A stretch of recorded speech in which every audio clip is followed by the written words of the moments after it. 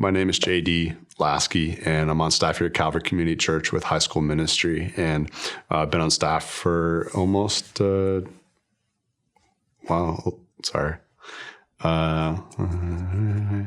be 12 years this year. And then prior to that, I volunteered with high school ministry. I did a variety of different things prior to working at Calvary in career, and have been grateful to be here since 2009 on staff with HSM, and grew up in the Canal Valley, and just grateful to be here right now.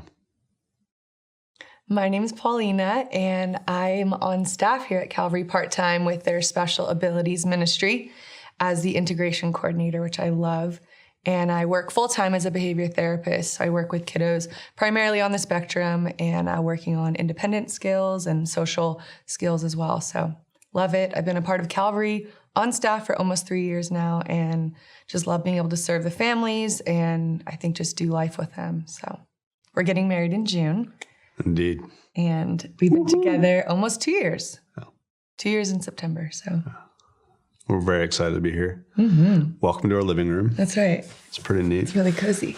We're between two ferns. Actually, one palm tree. But anywho. They're very real. I digress. Mm-hmm. I grew up here at Calvary, actually, and started attending here. I was probably about 6 years old, and Calvary's been a huge part of my life. And I think really where God has shown me so much grace and continuity in terms of his faithfulness has been one leading to this point we're at now, being engaged and getting ready to be married in June, has been through a really tough season. And I think a season a lot of you might reflect or relate to rather, in that being my parents were divorced when I was 9, and not really knowing how to deal with that or work through that. The people God brought in my life at that point, specifically one accepting Christ when I was in 3rd grade here at Calvary, and then moving on into middle school and high school and college ministry here at Calvary, much like you guys are watching right now. I was in your seat when I was 20 years old and asked to volunteer for an event for middle school, and really got me into, I think, a heart to serve in middle school, but more importantly, kind of going back a little bit, I think just seeing the people that God put specifically in my life in that time when I didn't really know how to respond to my parents' divorce. I was an only child. Actually, I still am an only child. But I had people like Dan Smith and others he was my high school pastor, and other people who really kind of helped shape, I think, me in a lot of ways, but in my faith journey and being in a place where they were able to relate. And I think a lot of people you meet in ministry, you'll experience, they're here not because it's a job, but because it's a calling God's led them to through their experiences. And so look around you and the people that you might interact with or just see each week at YA or at Calvary, maybe you serve in ministry here at Calvary. Ask them their story. It's so powerful to know how God has brought people through a lot of really similar circumstances. And specifically, I think in relationship for each of us, we have kind of a similar story, and Paolina will share her part of it. But for me, specifically with my parents, it was a really, really challenging time. I didn't know how to. When you're 9 years old, you don't really know how to articulate those things or what you're feeling or all these other kinds of emotions. And that was my example of what a marriage looked like. And it was dissolving before me, and I didn't really know how to respond to it. But again, through God's grace, I think seeing healthy marriages around me in ministry and people in my life here at Calvary really helped me to not just cope, but to thrive in that, and to see not just what's good, but what's best. And Paolina has been the best. And that's why, for me, it's been exciting to see in a time, too, where working in ministry, there's always somebody who's saying, oh, you got to meet my granddaughter. You got to meet my niece. You know, you're single. I'm 44 years old now, about to embark on the most exciting journey of my life, to be married. And I'm just grateful for all of it. So how do you follow that? Wow.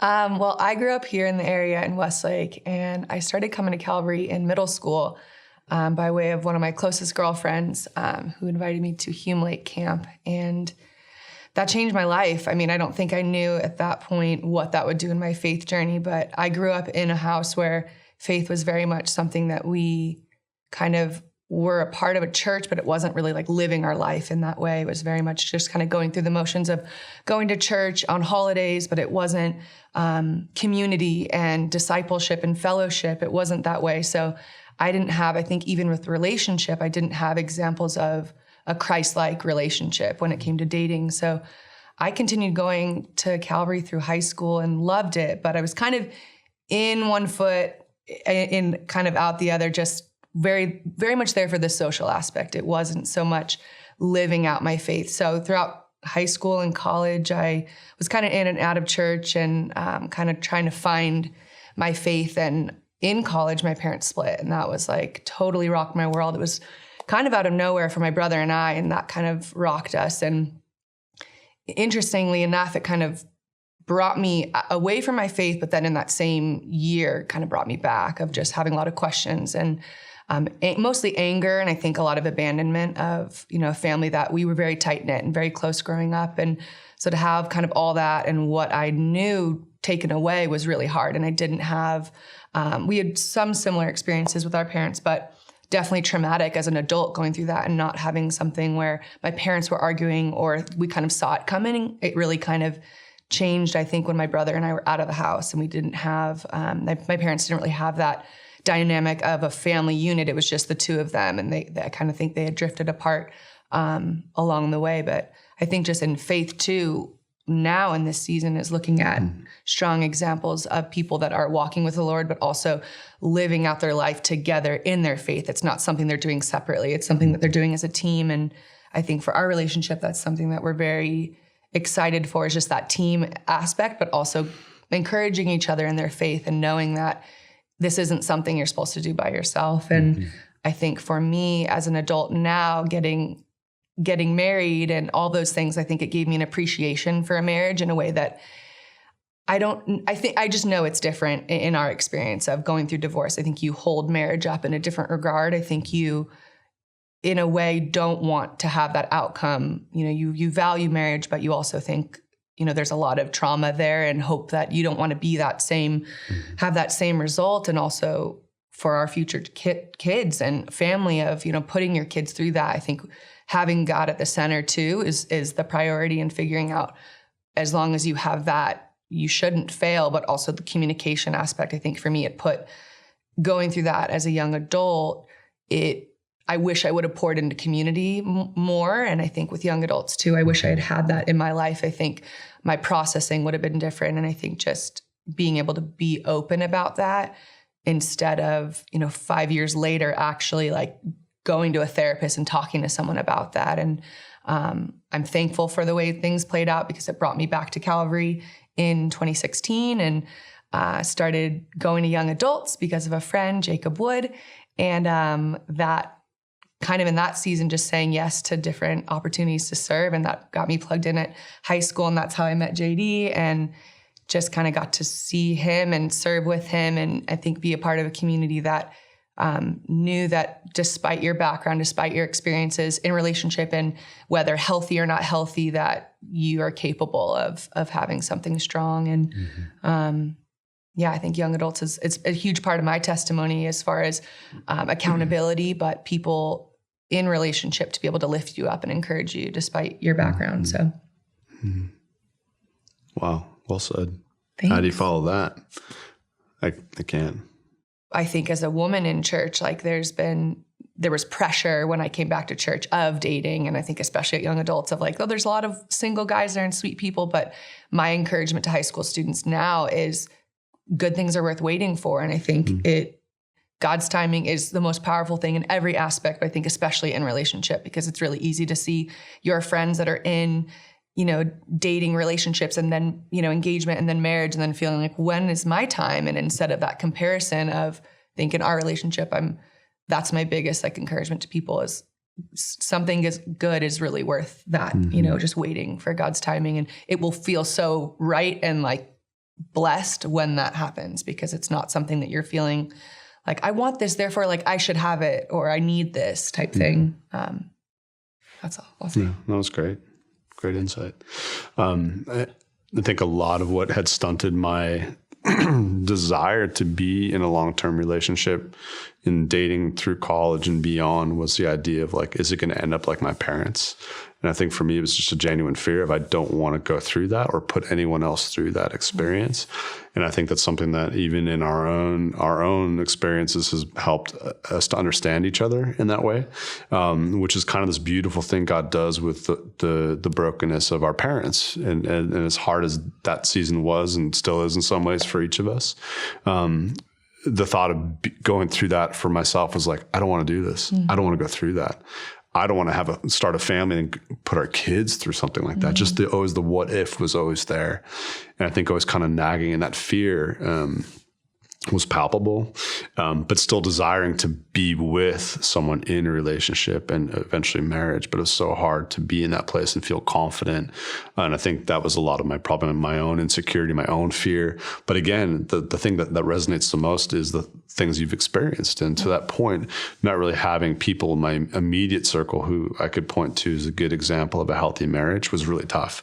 So you're trying to kind of imagine what it could be like, and then always longing to be. And if you're watching this and have gone through divorce with your parents have gone through divorce, you long to be with your friends whose families seem normal to you and have a healthy family, spending time with their families and wanting to be in that environment, just because you almost want to graft yourself into what seems normal.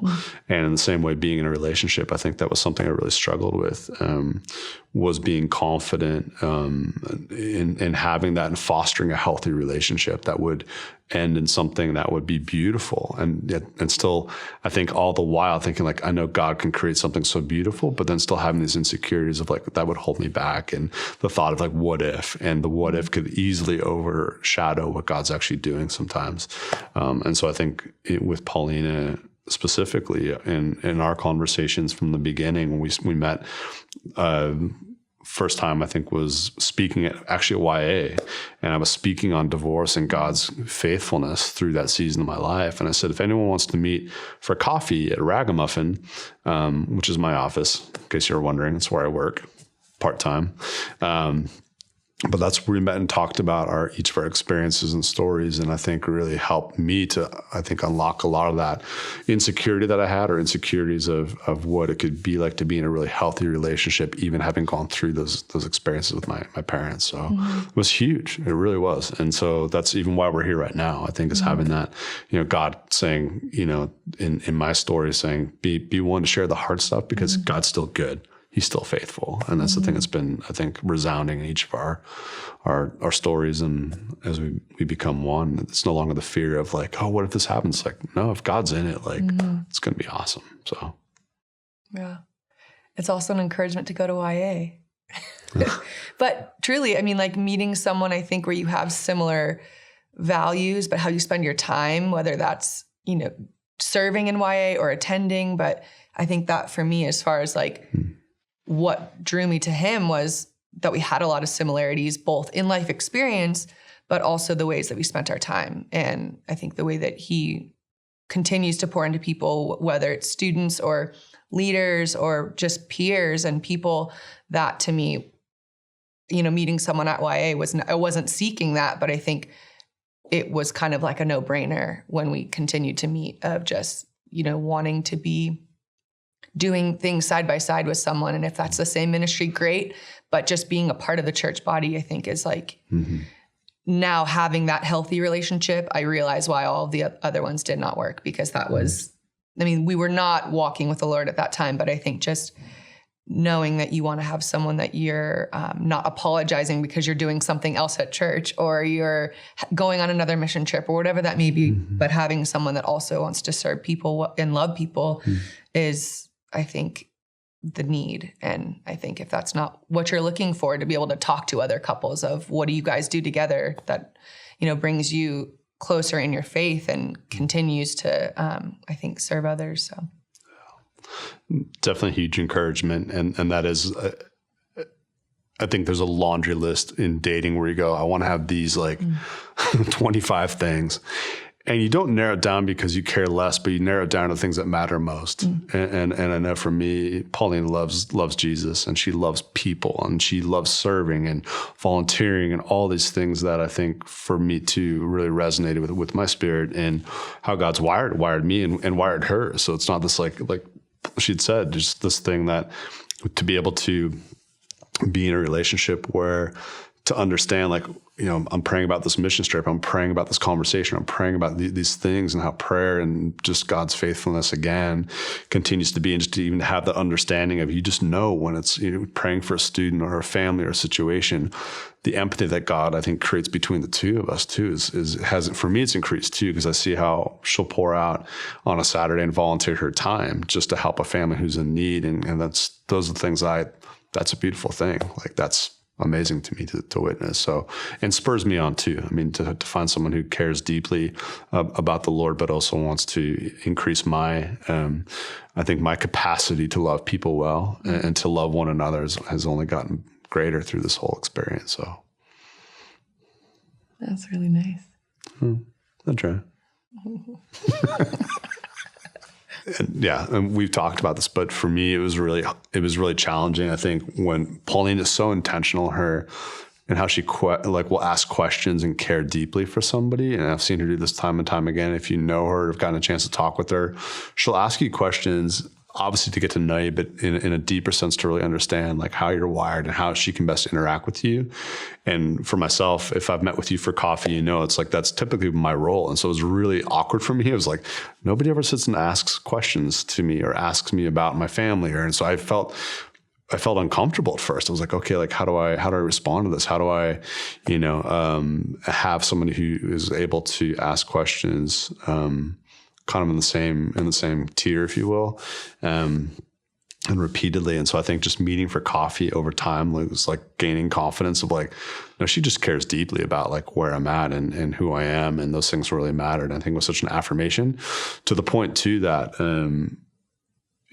further along in our relationship, it was actually following the borderline shooting, and this is a huge part of our story, I think, in as much as after that event, and we were offered counseling at Calvary. I was hesitant, and Paolina said, "Why don't you just go? They're offering that counseling to go to have some sense of peace and trying to kind of work through that, as everyone in the community was at that point and still is in some ways." And I remember thinking like, I don't want to go, like I'm fine, which if you've ever said I'm fine, I don't need any help, is usually the indication you need to go talk to somebody about something. And I can't encourage that enough to just in any capacity, whether it's personal or relationships or whatever, family, whatever it might be. There's some great people here on staff who care deeply and want to just hear your story. And that was what was such a thing that really unlocked, I think, a lot for me in our relationship, was just the sense of like, she wanted me to do better and to be better and to be in a place where there was healing for me in that season. And it led to a whole lot more understanding of, I think, just the depth of our relationship, but how much she cared so intentionally and so deeply for me. And that was something I had not experienced in other relationships in the past. And so that, I think, for me, really set a whole new trajectory, I think, in our relationship at that point. And then beyond that, serving together, we got to serve on a YA team in summer of 2018. It was actually before that. And then into 2019, we began dating after summer. September 16th of 2019 was our first official date. Yeah. Facebook official. It's on my MySpace too. Oh, yeah. Don't do that. No, I think going back with like what you were talking about with counseling, I think those of you that know JD too have like gotten coffee with him, and he's always the one to pour into others. So it was neat to see that transformation too, of being able to go and talk to some, obviously professional, but I think that shocked me that it was uncomfortable for him to have questions asked to him. And it wasn't, I mean, I wanted to get to know him more, and that's why we started getting coffee. And then it kind of just turned into where I found myself like, I have so many questions, and I just felt like a connection. I didn't know whether it was like an attraction, but I just knew that I really liked being around him. And I remember talking with girlfriends early on of like, I have feelings, and is this okay? And asking for guidance with that. And my previous roommates, Sarah, still my current roommate, but my other one, Kendra, just getting prayer over that, of like making sure that my focus was strong, and the areas that I was serving, I didn't want to be distracted. I didn't want to feel like I was doing those things because I wanted to be around him. And I think just even seeking guidance from Brian Howard, who is one of JD's best friends, like just wanting to make sure within the church, like that this was respectful as I was starting to kind of develop feelings. And I think also for women, it's okay to pursue a guy respectfully.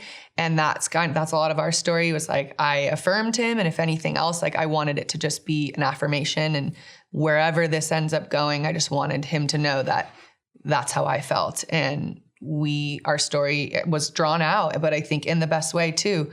Of, you getting to talk with someone and kind of being able to process through things at a young age that were still kind of coming into play at that point. And I think just by continuing to meet with each other without an agenda was really helpful, and just getting to know each other. And previously, like I was saying, just not letting outside pressures play in, because it was very easy where people were asking like, how many times have you been to coffee? And like, are you dating yet? And that was distracting. But I remember at a point when we didn't hang out for a while, and I just remember thinking like, wherever this goes, like, I just hope that my affirmation toward him is going to help, like, in his next relationship, of just knowing like people see you and like you are a wonderful person. And I think knowing that he had been single for a season, like I felt like it was my like job to be able to affirm him in that way without having an expectation of, just because you like someone, it doesn't mean that they have to have those feelings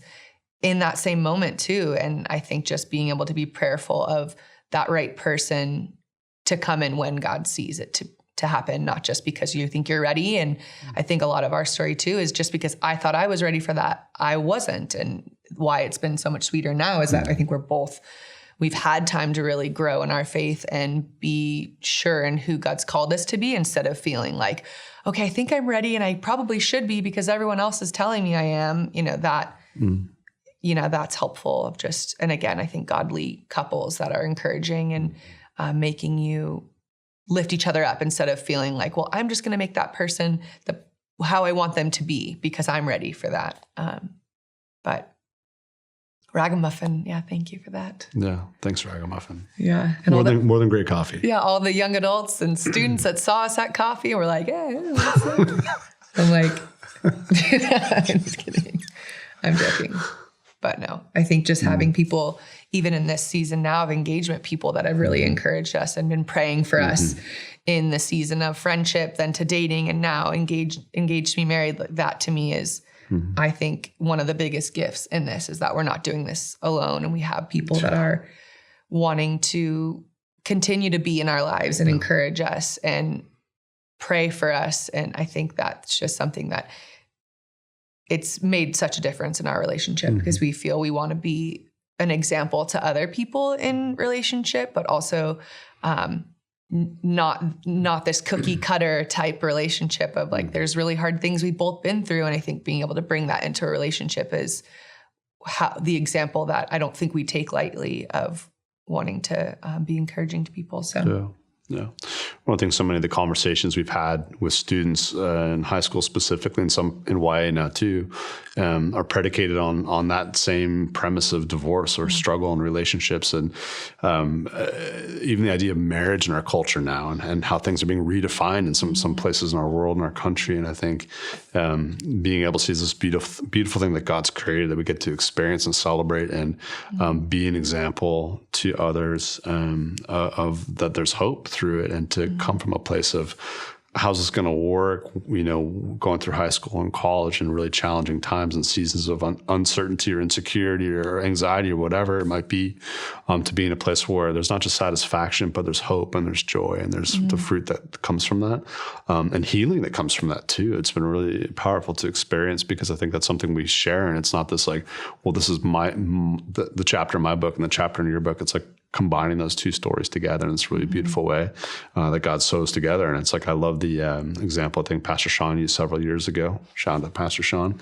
But one of the backside of the tapestry, and just seeing how messy life can be, and these little knots and little things that are like these loose threads that are like under the rug, and you turn it over, it's this beautiful tapestry that God creates. And I think in this way it's brought two of us together to create and start to build this tapestry together that's so beautiful that we get to see the byproduct of something that's broken, it's ashes, that God creates this beautiful thing in and from.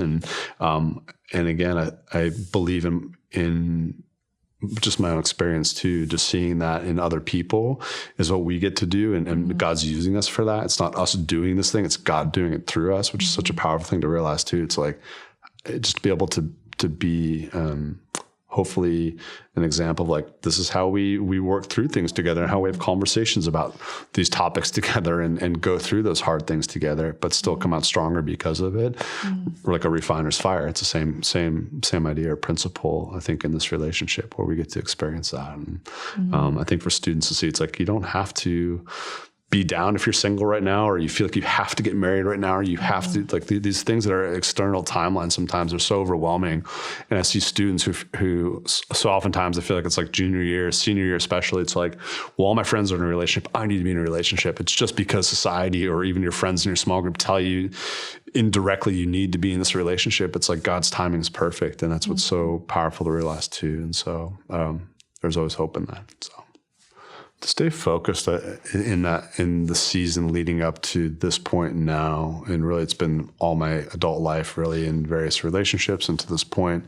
Again, I think we're always looking to examples, and I think that's one thing that's so important too, to find those examples in your life and really see them as obviously human, and they're imperfect like we are, but also saying like, look at what they've done to maintain the relationship or build the relationship or strengthen their marriage and things like that. And so I think for me, it's been to see the examples that God's put in my life and to be aware of it, and to not just long for it, but to pray for that and go like, that's what I want, an example of what I want. And there's many couples I could list who've done that, and I think have been an example of that. And especially once they've gone through tough times as well in their relationship, and don't have enough time to share all those stories. But I think, again, the people that God's put in my life, to not just be so focused on the moment or, the things I don't have, and again, the people that God has put in my life, and to celebrate that in a way that I'm able to see their examples of what it means. We're going through premarital counseling now with Jen and Dan Smith, and it's just been this awesome season of not just the connection of him having been my high school pastor over 25 years ago now, but just the longevity and health of their relationship. And so again, you can dwell on the things that aren't great very easily. We can easily ruminate on the things that are challenging, that can be discouraging or negative, and kind of like people, we kind of tend to be that way. We can become very cynical, very focused on the pain and the brokenness, but still not realizing that all around us, God's put these awesome examples. And so we're praying for these things, for God to Lord, give me a sign, help me to understand, or give me clarity. And it's all around us. It's just a case of being aware of it and going, oh, I get it. Okay, Holy Spirit, help me to see the people in my life who've done it well and have done it right. Not perfect, because I'm not perfect. You're not perfect. We're all learning together. And so there's generations involved. And I really believe that there's people who've come before. And I love the quote that we're living in a season of answered prayer, which is a constant. And so there's people who've been praying for you before you were born, your parents, maybe your grandparents, and generations before. And you're living in the fruit of their answered prayer that God's blessed you with, where you're able to sit right now and watch these stories and hear these stories, but ask people around you and be willing to ask them questions, or sit down with them, grab a cup of coffee with one of us, and we're happy to meet with you too. But just knowing that there's people around you that I think, the same way for me, like I saw people in my life, and you just observe as you get older that there's people who do it well and who follow the Lord, and you live to kind of follow that example, not to replicate their story, but to follow after what they've done and ask them how they've done it. And for me, it's been the people say, I just stay focused on how I think I'm aware of what God's doing, and being humble before my wife and my community, and being involved and being connected, I think is so important too. And so I think really investing deeply and investing well in where God has you planted. And maybe it's the season that you're in right now at Calvary where you say, hey, I know I'm going to be here for a few more years. I'm going to college locally or I'm out of college, and just being connected into a small group and community is so crucial too, to have people in your life go, well, what about this? Like, let's be praying for that, and just being trusting God in that process too. That's what really, I think, helped me too in that season of just uncertainty, where there are always people encouraging me along that path throughout my life, almost like going along. I love the visual. My dad had this really cool story. It's like, relationships often in life, it's like two people passing like on two different barges on a river. And sometimes you spend more time with more people. That's certain people you'll spend maybe years with or a lifetime with. You are lifetime friends, and people you'll just pass in a season of your life. But there's always something to be learned from that too, and to be encouraged by that. So, yeah. I think when there wasn't like closure in knowing like what our story was going to be, or like if it was going to continue, I think, like he was saying, community, but I think just having like a close-knit group of people that you can confide in, that are going to hold you accountable, so you're not distracted and you're not feeling like I need to have all these things in line or else I don't have it together. But I think that honesty too, of being focused as to where God's called you to, and listening to that call instead of feeling like, well, I'm only going to do these things because I feel like something good's going to happen by doing those things. Just doing those things and saying yes, I think helped me not only just be able to serve, but not feeling like I deserve those things. Like I just wanted to continue to do the things that I felt I really enjoyed doing, but I liked being around people that had that like-minded feeling of serving people. And I had a lot of moments where I felt not really angry with God. There was confusion. I do remember that, of feeling like, well, why am I at this church then if I don't want to be distracted, but I feel like there's certain things that are just unfinished. And I remember, I think for me, there were certain times going to high school ministry and like not going to say hello to him, because I just felt like I want to be here. I want to pour into students. I want to be able to not be distracted. And I think that was something too, that I just needed to be obedient in going on certain mission trips or doing things that felt uncomfortable, because I needed to have my faith tested in those ways of, again, just because you feel like you want something, that you deserve it, and that's your timing because your friends are in whatever season. I think that was, and I think being reminded too of the relationships, I was seeing the relationships that I was getting in coming back to this area, and the fruit of God pursuing me through people that I had walked away from my faith, and conversations of people that I felt like, wow, I had so pushed my faith into far away for a long time. I just felt like I could do things on my own. And I think being reminded of the things that like I was wrestling with, and then God provided, but then coming back to my faith and feeling like, wow, okay, I know God's with me. I just need to continue to do those things. And I know he's going to provide. It's probably just going to look really different than what I thought. So I think even like you're saying though too, just having answered prayers now of knowing whatever area of your life that you're feeling like you're still holding on to, like God has all of it, but you have to just like let that, give it to him. Otherwise it's not going to be the way it should be. And everything has been so much sweeter because we know that obviously there's areas that are still hard, but I think you just feel that provision, by being able to be obedient. So it was actually after counseling in January of 2019, and we were talking about the relational things. And I remember Paolina saying, yeah, but it doesn't have to be like that. It doesn't have to be like the same thing. I think we're talking about like family and our family story. And I think that was the moment I realized it wasn't just someone who cared in the moment. It was someone who wanted to care for a lifetime. And I think began to plant that idea. I was like, dang, like I love this woman and care deeply about her well-being and her heart and her future. And I think too, selfishly, was like, I'm tired of being lonely.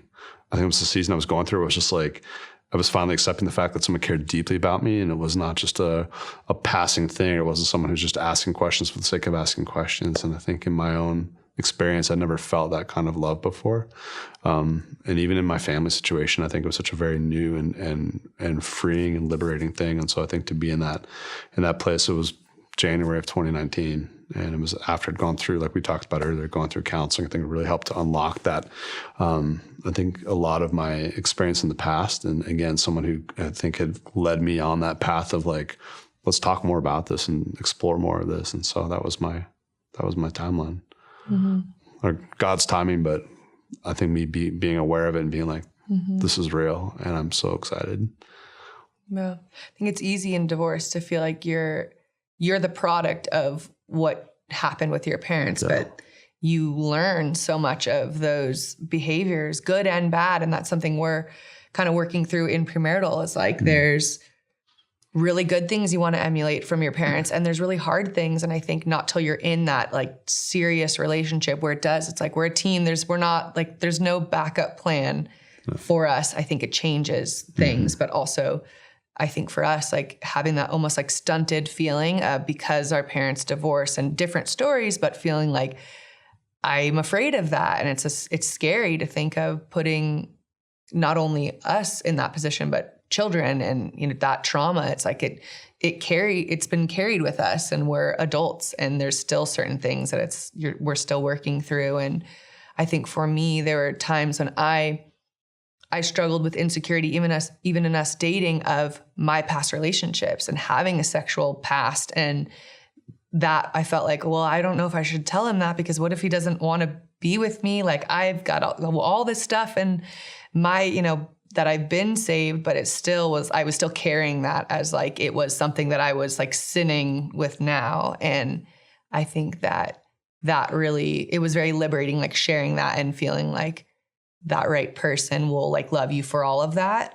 But also too, like, it's important to be honest about the things that you have been through that you feel like you just need to share, because not having that be something that years later to be able to say, you know, hey, like, do you know this? I think just being open. And for me, I knew pretty early on into us dating, just because and we both had said it early on, that it just felt so easy. Like, there were obviously hard moments, but once we started dating, it felt like we had been dating for a lot longer, because it was just like easy. We'd hang out, we'd laugh, and a lot of our friends were already kind of knit together. So that was a huge thing. And I think, again, just having the shared values and love for the Lord, but also the people that have like built us up in our faith was huge. To me, that just felt like I knew pretty quickly. And I think going on certain mission trips, problem solving and doing things together, and that to me, it was cool to see, even before we were dating, just how each other kind of acts in a different place and with other people. Being uncomfortable and feeling unsure was neat. And there were a couple mission trips too where I felt like, oh man, like, I hope to do these with my future husband. And I was like, but I don't know if that's him. Like, we'll see. We'll see. But I think it's cool to have the foundation of our faith, but also being friends prior. It wasn't like, oh, I thought you were really cute, let's go get coffee. Like, there was this relationship of just being able to be friends and serving together in that capacity, which I think was really, really important and strong. I think in the same way of just being, again, I think serving together too led to a place of like, we enjoy doing these things together, and these are things we'd want to do beyond dating into marriage. And these are things that I think the Lord has blessed us both with, and something that we're both called to and both enjoy doing, and like living life together and loving the things that we get to do together, and serving and seeing people in all parts of the world, and here at home at Calvary, and but being able to see these lives played out in ways where we get to see answered prayer and get to see God move. And sometimes it's for the course of a week in Dominican or a long weekend in Mexico. And sometimes it's just every Sunday here at Calvary and Special Abilities and high school ministry and YA, and getting to connect with people. And I think that's the one thing too that's been such a common denominator, if you will, and not to make any less of it, but it's like common denominator is people. And that's been the thing, I think, and that's such a byproduct and such an example of the thing that matters the most to us is people, more than anything else. So, yeah, I agree. I think too, like, even before we'd even talked about like marriage, but thinking about what type of home and like environment you want to have. And when you find someone that wants those similarities without being distracted when you're dating and saying like, how many kids do you want? Or just like things that are out of order that you shouldn't. I mean, it's important to have those conversations, but I think as it's warranted. But I think early on we had talked about too, like the things that we wanted in a home and having, where you had said not to have your boxes checked, but there were a lot of those things that were very just like, absolutely. We were on the same page of wanting to have a home that's welcoming to our friends and our family, and just kind of an open door policy of knowing that the things that we've been blessed with like aren't ours, and how do we serve other people in that way. And that's outside of church. And I think that to me was like a really strong moment where I felt like that's exactly what I want. I don't want to have I don't want to be married to a person that's resenting that. I mean, of course, having, one-on-one time, of course, making sure that that's happening, but not being resentful of having people over consistently and being able to pour into other people. And that to me was a huge important, I think, piece that I felt God's put on my heart for a long time to foster or potentially adopt, and having someone that is on board with that, whatever that may look like. We don't know, again, just because that's something we feel we want, being prayerful, but having someone that's in that team environment of feeling like if that's important to you, then that's important to me, and vice versa. And I think talking through that and not being afraid to share those things because you feel like that person's going to walk away, but saying like, this is what I feel God's put on my heart. And like, are you on board with that? Or what do you think of that? And being able to pray through that is important for sure. Yeah. I think home being another theme. It's like the people you're with. You're at home when you're with the people you love and God's put in your life. And I think that's why we want to create a home like that, but also because Calvary's been home for us and home for many people, where it's like, you're home, you're here, and you're a part of this community that God's put you in. And I think that's something we want to replicate on our own scale, within the walls of our own home, but to be an open door for people who feel that desire, need, or just want a refuge, just much like it is here. It's like, if you're here and you're watching this, you're home. It's pretty amazing. So I think so often in dating, you want to have like everything together, and you're like, oh, these are the things I want. And do you want that too? But being able to, the things that God's put on your heart of desires, to be able to share that with someone and not feel like it's too scary, or, even females in ministry of having opportunities to be in a pastoral role or whatever that may be. If that's something you're called to do, being able to share that with someone and explain that. I think going back to what I had said before too, to not be afraid to pursue that person. And even too with affirmation, what guy or girl, but not knowing where it's going to go, that's okay. But don't be afraid to affirm that person. And maybe that's it. You just stay friends and you don't end up moving forward. I think within the young adults area too, I know there's a lot of people that have started dating and maybe it didn't work out, or like someone there, but just don't know how to start that conversation. I think my advice would be in a respectful way to ask someone out. I don't think that's, I think in a respectful way, it doesn't need to be this like roundabout, like, let's hang out with all these friends together, but being able to say like, I'd love to know more about you. Let's get coffee, or go for a hike, things like that, to get to know someone. And I think in our story too, to affirm someone not needing something in return, just affirm them. And I think that's something I've really learned in this, but also when I talk with my high school girls. I want to lift them up and I want to encourage them. And I've only shared parts of our story with them because I want to share the parts that I feel like are constructive for them. And until they're in the season of engagement, I just don't know how some of that isn't as applicable, but being able to affirm someone, I think it's never taken in a negative way, and knowing that it's okay to not get the answer that you wanted, but affirm that person. Yeah. I think to have confidence in the relationship of the person you're dating, without it's just like dance of like, you want the encouragement and prayer of people in your life around you. Obviously you want that community and that sense of peace I think that they bring, and just like, the things that they see, for example, my friends, the characteristics that they affirmed in Paolina and just in a very healthy group of friends that she has too. And that was really, really important for me. And that's advice I tell students all the time too. I said, this person that you're interested in, how healthy is their friend group?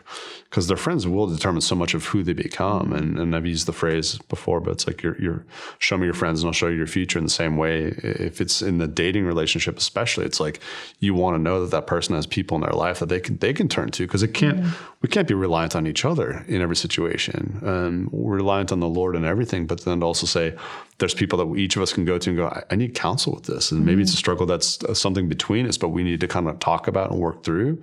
Having people that each of us can kind of have as support, and we each have that, which is so important, because it makes our relationship that much healthier too. But kind of going back to the beginning, not having expectations in terms of a certain timeline or a certain date or there's so many pressures, I think. And again, even now, it's been the most common question I get asked, besides, what do you do at Calvary? Is how's wedding planning? And then it'll be, how was the wedding? And then it'll be, how was the honeymoon? And when are the kids coming? And then when's the next kid? There's just this natural progression of the world that we live in. It's not a bad thing. It means people care, which is really, it's a beautiful thing.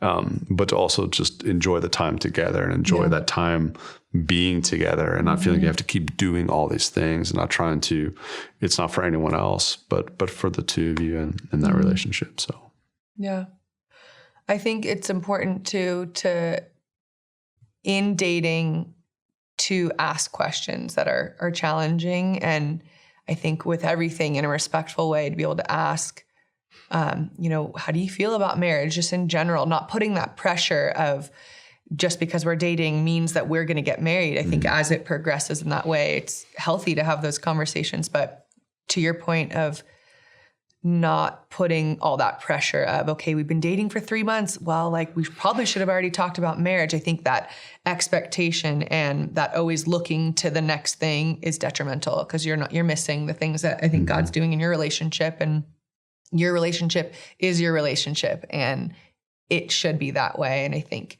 in getting wisdom from friends, it's helpful and advice, but I think to be mindful of the things that you share with people in hopes of, if it's affirmation, that's one thing. But if you're feeling like you're just trying to stay with where your friends are, I think you're never going to enjoy what God's doing in your relationship and what you're learning too, because we all have different upbringings. And I think, again, for me, I didn't think I wanted to get married at a certain point because I was afraid of, my parents, their outcome and all of that. But I didn't want it to be something that I felt like, okay, if I do this, I'm just going to be resenting or like not enjoying the marriage because I'm going to be so focused on like any negative thing that happens and think, oh, that means we're doomed. But I think for us too, and something in premarital and going back on the dating thing, is just communication. If something's important to you, talk about it and bring it up. Don't let it fester. Be able to share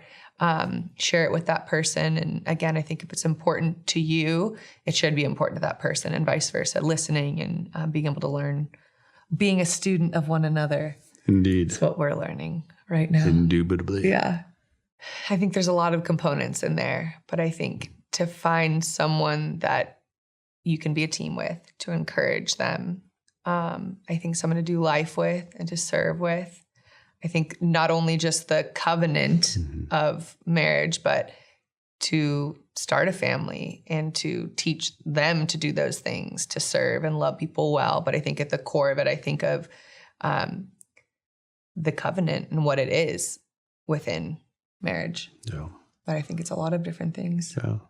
One of the phrases I think I've gleaned the most from as we've gone through this premarital counseling has been keeping short accounts. And so all the things that Paolina said, a covenant and this thing we get to create and build together with the Lord's help and direction and wisdom, I think, is being able to not always agree on everything, but then also be like, but I love you. And so I think that's like crucial, and in the communication part too. And I think in how we just realizing that people watch. I think people are observant in our world, just in as much as they see, the conversations we have at church or with one another when we're having coffee or whatever it might be. I think the consistency too in that relationship. So it's the covenant of marriage and coming together as one, but also the life lived beyond the day of the wedding. And that's another really cool phrase that we've both been hearing, and it's preparing for the wedding, but planning for the marriage. And it's such a different context because it's very easy to be focused on like, what was the first date? What was the first, all these things that are important in the story, but not the entire book. And I think that's really what's so cool is to be able to see these moments. And even the wedding day, can't wait. It's going to be amazing, but it's the marriage beyond. And I think it's the people, much like baptism, it's the cloud of witnesses of people that we get to share in that story with. And so I think that's all part of marriage. I think singleness has prepared me in as much as it's given me the opportunities to encourage other people and to see other people live out, and sometimes, quite frankly, crash and burn, I think, in relationships. So you get to see the whole spectrum. But I think that in that season of observation, there's times, and again, I think it goes back to being content, but still feeling a desire to be not just in a relationship for a season, but for a lifetime. And I think seeing, again, people who've gone through it and maybe started too soon or whatever, just in kind of the same results of our parents' stories. I think it's prepared me to observe and see someone who's solid, and see Paolina for the heart and the character and the depth to really understand and have this moment of like, oh, now I understand why. I think there's a lot of times I think we both would attest to just being in that season of like, why not now? Why? Because you hear it from people around you, hear it from your own family, like, when, like, gosh, there's got to be somebody at that church. There's thousands of people there. And, all of that, you're always calculating, you're always thinking, but then realizing it's like, okay, like in the season, I'm still able to serve. And then Brian Howard said it really, really well. Several times over the years. And he said, you've been able to do things in ministry being single that I can't do being married and now having children. So it's been a season where God's personally used me in my singleness to I think be available, or to be planting seeds, or to be serving on mission, or to be a part of high school ministry and all these different things. But I think now the transition being that it's been a great season, but I can't wait for the next. And so that's something very, very important to remember too. But it's I think, again, community. So even when you're single, it's like you have a community. You're not alone. And I think a reminder of God's desire for us to still be with people, even if we're not married. It's like there's still people around you. Look around you in this room right now.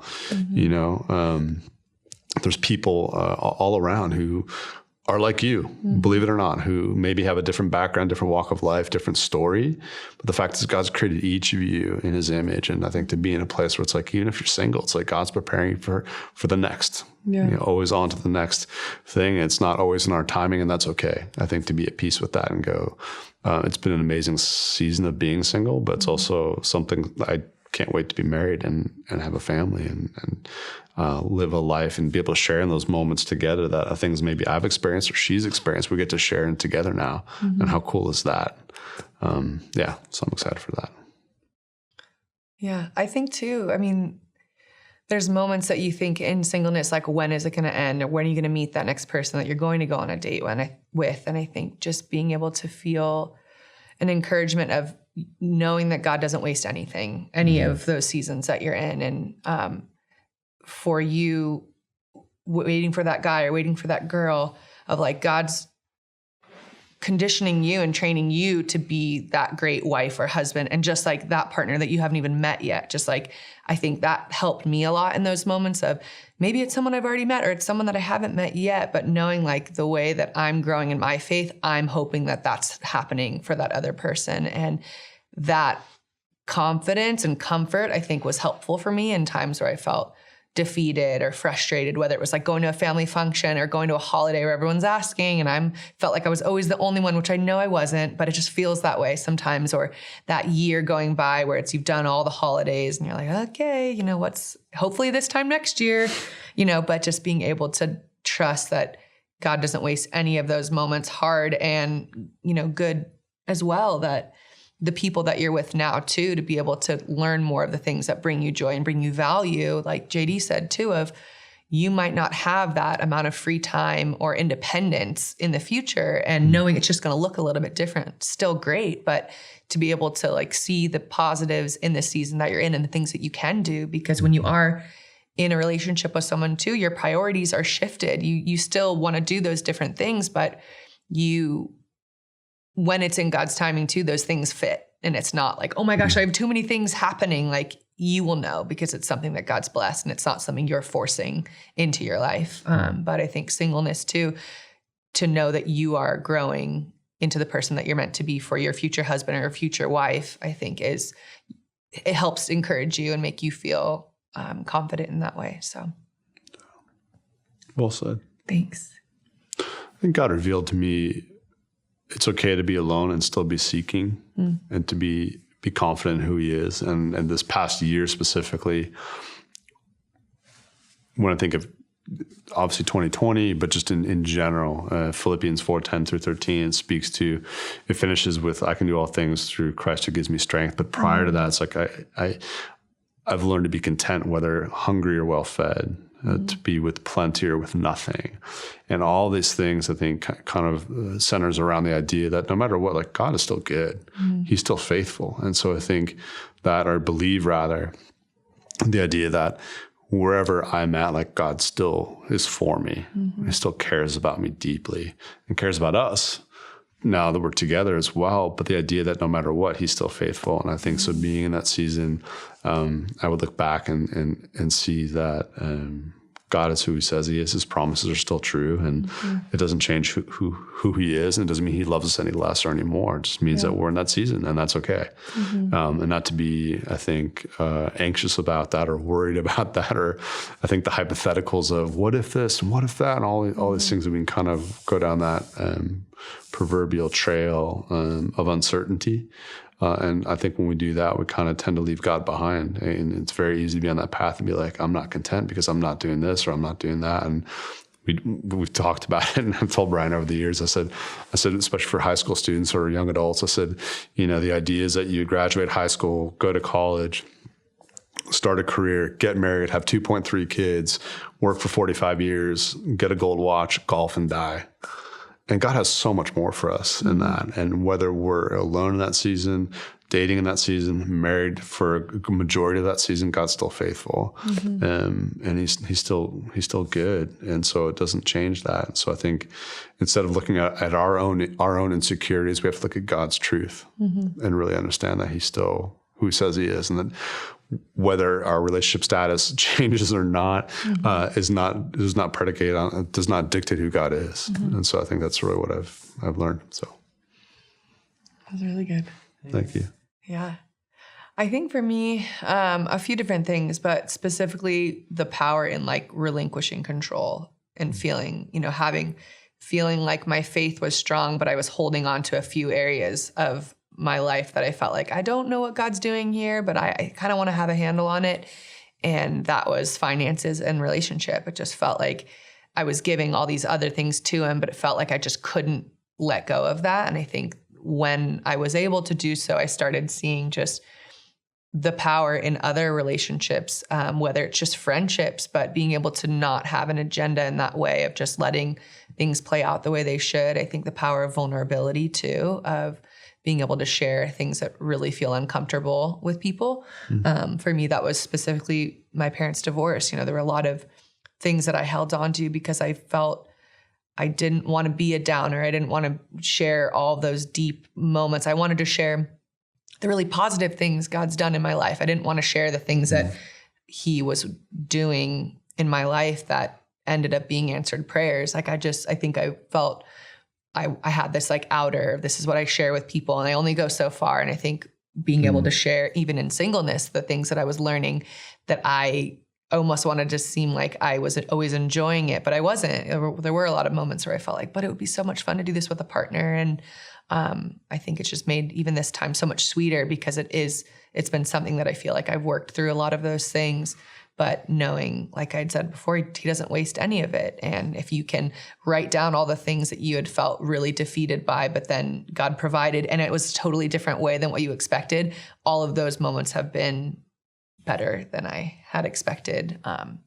So I think that reflection was helpful in that time. I think, again, in singleness, to have that focus of you're the one person. And so you're having to do a lot of that deep work instead of, I think doing that in a relationship is wonderful, but there's something so sweet about when you aren't as distracted in that way to just be able to do that work with God and figure out what are the things I need to figure out now. So still learning though. Mm-hmm. Always learning. Always learning. Thinking about that kind of paired or dovetail with the last question. I think that is to share your story. Mm-hmm. I think so oftentimes we underestimate the power of it, but yet time and time again, I mean, in addition to scripture, when it says, be prepared to give an answer for the hope that you have in Christ Jesus. And don't let people look down upon you because of your youth. Mm-hmm. And I think of that specifically, and the idea that your story matters. And I've heard this phrase before, and again, Brian shared it before. I won't say which one. I'm just kidding, Brian Howard. But it shared the idea. It's like every number. I'm trying to think. Sorry. Every number has a story. Every story has. Wait a minute. I have to recount it. Dang. While you're thinking, I'll share mine. Please. Or you can Google it. Just kidding. What's Google? Yeah, right. I think just the power of community.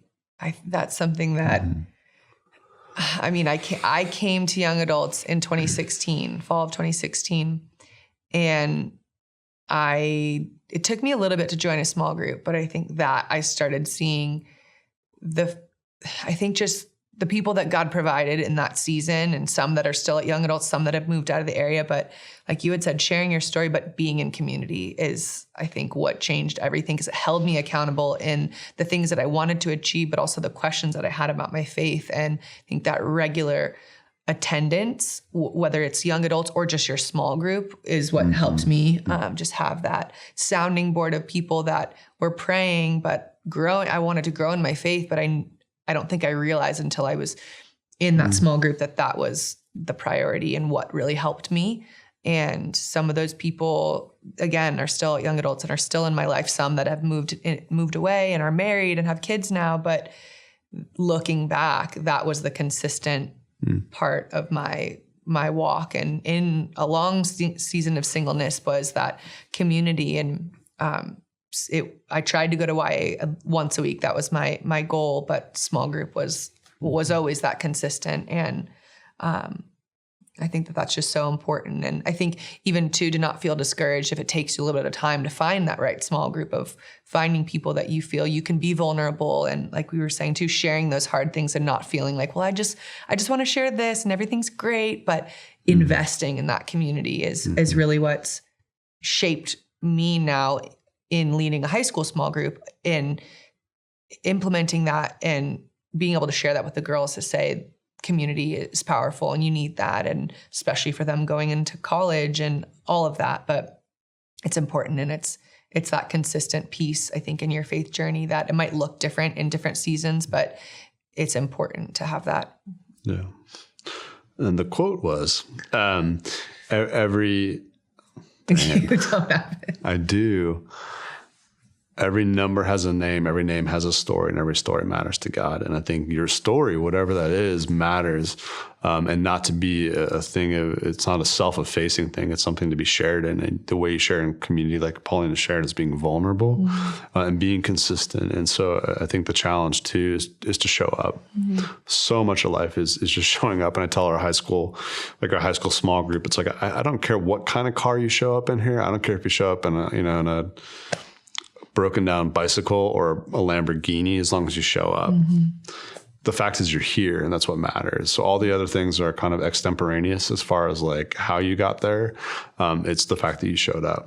And I think so oftentimes we want to commit to 10 or 15 different things, commit to one or two of those things in community consistently, and see God move. It's almost like having one garden, being consistent and tilling it and planting it and watering it and tending to it.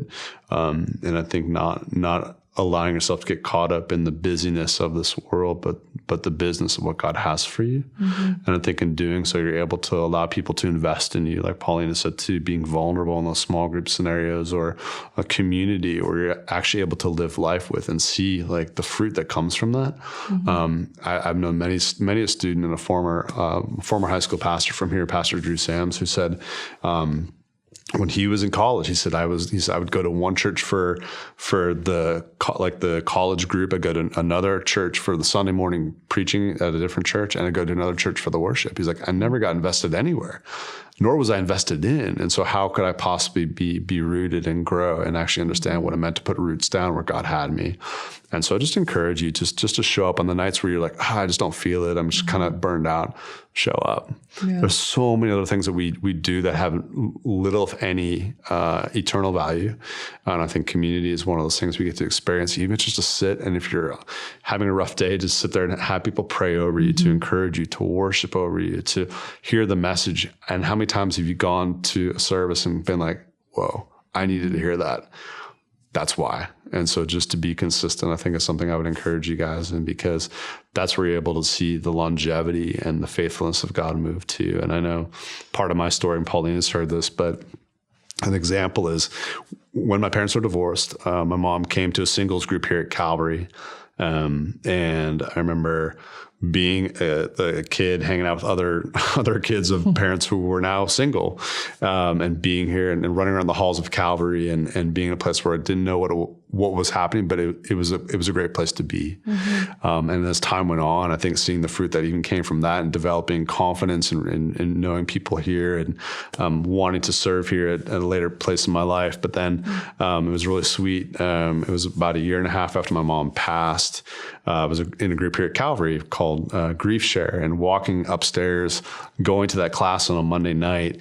And I remember I walked past this group. It was like a singles group, and there were kids outside. And I was like, that was me 25 years ago. And here I am going to celebrate the life of a loved one who was once in that singles group, and just seeing the circle, if you will, of life, but in a way where it's like has this eternal value that's so cool that we only get to see by being consistent and showing up. And so that was really powerful for me too. But I think too, like whether it's small group or church, like you were touching on times when you might feel, tired, or just your plate is so full that day from things that you had going on, and you're just wiped, that you might not need it, but someone else might need you to pray for them, or you might meet someone for the first time. And that's something that it was said a long time ago at young adults, and that stuck with me, of times where I felt, okay, I don't really need to go tonight, and going and having a really cool conversation with someone. And I think on the small group side, whether it's you go into a small group and you're not doing stuff outside a small group, that I would encourage that, getting together with people outside of group,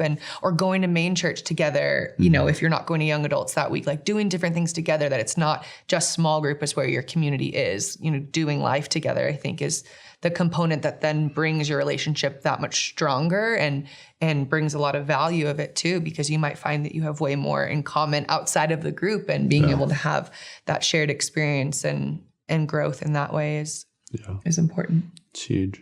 Yeah. Another quote I heard a long time ago from my college pastor here at Calvary was, we spend so much time doing as a Christian, we spend less time being a Christian. We can get really busy even as Christians to kind of do the things everyone else is doing, and keeping active to the point that it's not even not enjoyable. It's just we don't even realize what God's doing because we're so busy doing these things that we're not actually being as a Christian's called to be. And just being consistent. Small group and community is crucial. So the other phrase too is not being a Lone Ranger Christian. I think that idea like, I can just do Bible study at home by myself, and you can for a bit, but after a while it gets to be pretty lonely. And I think the idea that you're here is the heart God has for each of us to be in community together. So, and you're not just attending you're not just attending service, rather you're growing. And so see it as an opportunity to grow. Well done. Nailed it. Don't say that.